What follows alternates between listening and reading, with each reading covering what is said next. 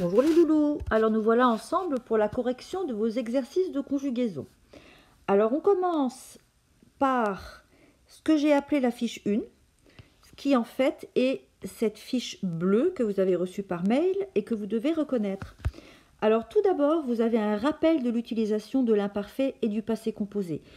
On va le voir ensemble, mais je vais aller assez rapidement puisque c'est un cours que nous avons fait ensemble juste avant que les cours ne s'arrêtent. Et on va donc commencer par l'utilisation de l'imparfait. Alors, l'imparfait sert à tout ce qui est action de second plan. En fait, ce sont les actions qui ne font pas avancer l'histoire. De second plan. Ce sont les actions qui nous servent de décor. Ce sont les actions qui parlent des habitudes des personnages. Ce sont des actions qui ne font pas progresser les choses. Alors on s'en sert pour une description, on s'en sert pour tout ce qui est l'expression des habitudes, et puis aussi pour ce qu'ils appellent ici une action qui dure. Moi je dirais plutôt en fait une action qu'on a l'impression de voir en train de se passer. Et puis ici on vous parle d'actions non terminées dans le passé, parce qu'en fait quand les actions sont à l'imparfait, on ne sait pas exactement quand ça commence et quand ça se termine. Contrairement à ça, vous avez le passé composé qui est utilisé comme le passé simple dans un texte littéraire et qui aura exactement la même valeur. Alors, l'utilisation du passé composé, ce sont des actions ponctuelles, c'est-à-dire des actions qui se passent à un moment précis. Ces actions sont terminées dans le passé, c'est-à-dire qu'en fait, elles s'enchaînent. Vous pouvez avoir plusieurs actions, l'une derrière l'autre.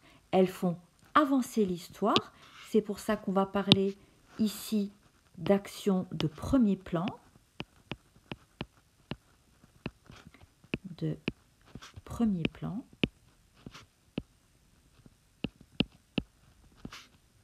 Et ce sont des actions qui sont surprenantes, qui sont inhabituelles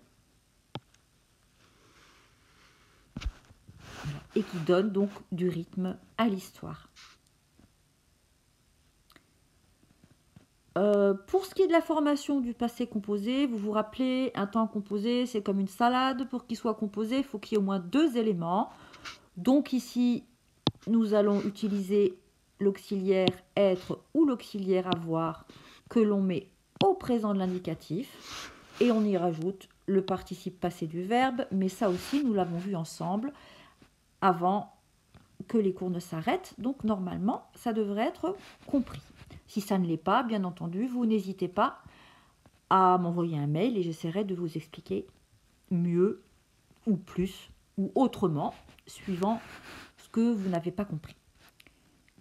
J'espère que tout va bien et qu'on peut passer maintenant aux exercices. Alors, conjuguer les verbes à l'imparfait ou au passé composé. Première phrase. J'étais très fatiguée. J'étais très fatiguée. C'est la présentation de la situation. C'est presque comme une description. Et donc, nous utilisons l'imparfait. Alors, je suis allée. Je suis allée me coucher. Là, c'est une action ponctuelle et qui va changer la suite de l'histoire puisque, voilà, elle va aller dormir. On continue. Ici, on est dans la description de la situation.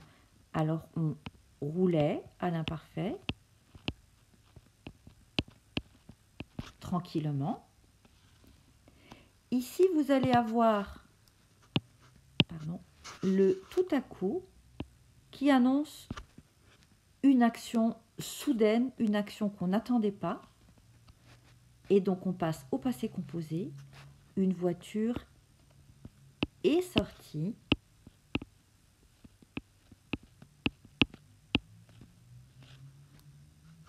Pardon, alors là, hop, excusez-moi, il faut que je sorte de là. Hop. Voilà. Excusez-moi, hein, l'outil informatique, c'est pas encore. Voilà. Est sorti rapidement d'une petite route à droite et a heurté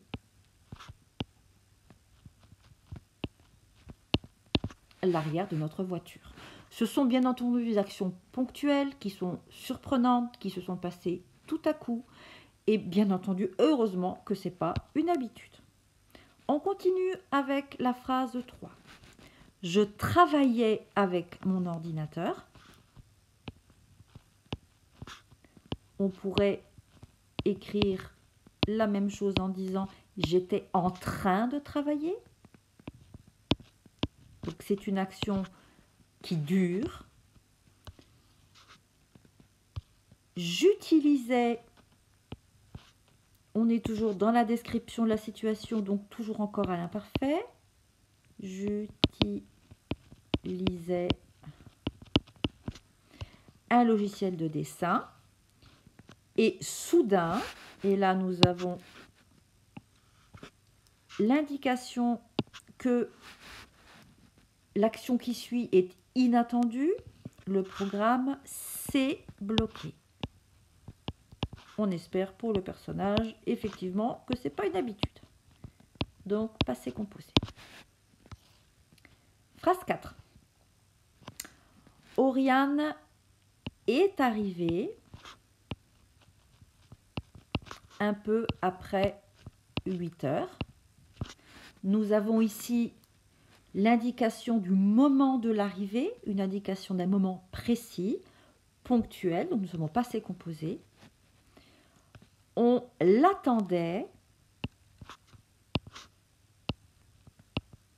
on était en train de l'attendre, c'est une action qui dure depuis 1 heure. Phrase 5.